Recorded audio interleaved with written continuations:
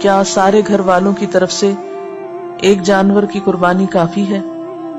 تو اس سلسلے میں نبی صلی اللہ علیہ وسلم نے دونوں طریقوں پر قربانی کی.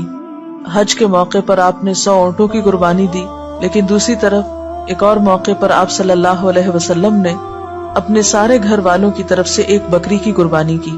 تو اس سے کیا پتہ چلتا ہے کہ جتنی حیثیت اور استطاعت ہو، موقع کی مناسبت سے اتنی قربانی کی جا سکتی ہے.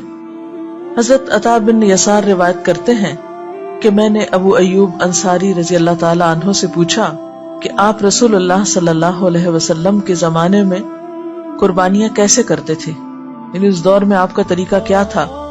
انہوں نے کہا کہ ایک آدمی ایک بکری کی اپنی طرف سے اور اپنے اہل خانہ کی طرف سے قربانی کرتا تھا.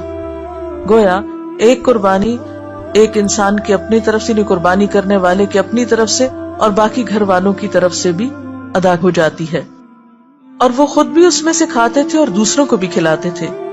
ہوتے ہوتے لوگ فخر کرنے لگے، یعنی صرف نمائشی طور پر پھر زیادہ سے زیادہ قربانیاں ہونے لگی اور نوبت یہاں تک پہنچ گئی جو تم دیکھ رہے ہو. یعنی صرف ایک پر کفایت نہیں کی جاتی، محض دکھاوے کے لیے یا شان و شوکت کی خاطر زیادہ سے زیادہ تعداد بڑھا لی جاتی ہے. اور پھر عموماً یہ بتایا جاتا ہے کہ جو صاحب نصاب ہے، جس پہ زکوٰۃ ہے، وہ قربانی کرے. لیکن ہم دیکھتے ہیں کہ اللہ کے رسول صلی اللہ علیہ وسلم تو کبھی بھی صاحب نصاب نہیں ہوئے. ان کے ہاں تو کبھی بھی اتنا مال جمع نہیں ہوا کہ آپ اس میں سے زکوٰۃ نکالیں یا کچھ اور. وہ تو جو آتا تھا دے ڈالتے تھے. اور یہاں تک حالت تھی تنگ دستی کی کہ حضرت عائشہ رضی اللہ تعالیٰ عنہا سے روایت ہے کہ جب سے آل محمد مدینہ میں آئے، یعنی آپ صلی اللہ علیہ وسلم کی فیملی جب سے مدینہ میں آئی، کبھی مسلسل 3 رات تک گندم کے آٹے کی روٹی سے سیر نہیں ہوئی، یہاں تک کہ آپ صلی اللہ علیہ وسلم وفات پا گئے.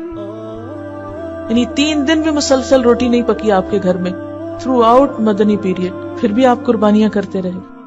تو یہ قربانی پھر اصل میں کیا ہے؟ محبت کا اظہار ہے. اس کے لیے ضروری نہیں کہ آپ کے پاس اتنا سونا ہو یا اتنی چاندی ہو یا اتنا بزنس ہو یا اتنا بینک بیلنس ہو. بس آپ دیکھیں کر سکتے ہیں تو کر لیں. آپ صلی اللہ علیہ وسلم 10 سال مدینہ میں رہے اور ہر سال قربانی کی. اسی لیے آپ نے فرمایا، ابو داؤد کی روایت ہے، اے لوگو، بے شک ہر گھر والوں کے ذمے ہر سال قربانی ضروری. ان علی کل اہل بیت فی کل عام اضحیہ. اب یہ الگ بات ہے کہ اگر بالکل پیسے نہیں ہیں اور مطلب نہیں کرنے کے قابل ایک بھی، تو کوئی بات نہیں، کیونکہ بہت لوگ بہت ہی غریب ہوتے ہیں.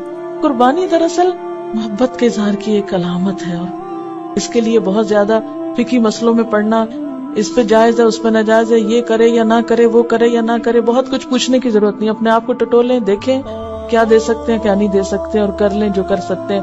نہیں کر سکتے تو آئندہ کے لیے کوئی ترتیب سوچیں اسی طرح کی کہ جس سے آپ کچھ کر سکیں.